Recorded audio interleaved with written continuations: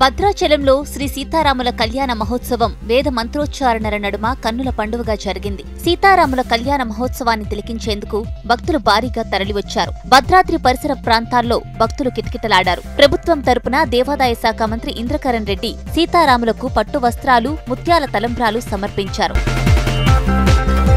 శ్రీరామనవమి సందర్భంగా సీతారాంబాగ్ రాణి అవంతిబాయ్ ఆలయం నుంచి శ్రీ సీతారాముల శోభాయాత్ర ప్రారంభమైంది. గౌలీగూడలోని హనుమాన్ వ్యాయామశాల వరకు సాగనున్న ఈ శోభాయాత్రలో శ్రీరామ ఉత్సవ సమితి, బజరంగ్ దళ్ కార్యకర్తలు, ప్రజాప్రతినిధులు పెద్ద సంఖ్యలో ప్రజలు పాల్గొన్నారు. పురాన్పూల్, గౌలీగూడ, సుల్తాన్ బజార్ మీదుగా సాగే ఈ యాత్రలో ఎలాంటి అవాంఛనీయ సంఘటనలు చోటు చేసుకోకుండా పోలీసులు పటిష్టమైన భద్రతా ఏర్పాట్లు చేశారు.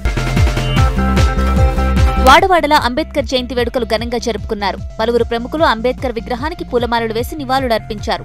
ఢిల్లీలో జరిగిన అంబేద్కర్ వేడుకల్లో చంద్రబాబు పాల్గొన్నారు. అంబేద్కర్ స్ఫూర్తితో ప్రతి ఒక్కరూ పనిచేయాలని పిలుపునిచ్చారు.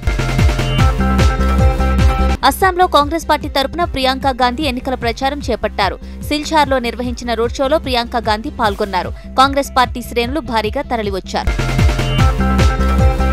ఢిల్లీలోని సిరాస్పూర్లో రబ్బర్ గోదాములో అగ్ని ప్రమాదం చోటు చేసుకుంది. భారీగా మంటలు ఎగిసిపడుతుండటంతో చుట్టుప్రక్కల నివాసితులు భయంతో రోడ్లపైకి పరుగులు తీశారు. సమాచారం తెలుసుకున్న పోలీసులు, అగ్నిమాపక సిబ్బంది సంఘటనా స్థలానికి చేరుకుని 26 అగ్నిమాపక యంత్రాలతో మంటలను అదుపులోకి తీసుకొచ్చారు.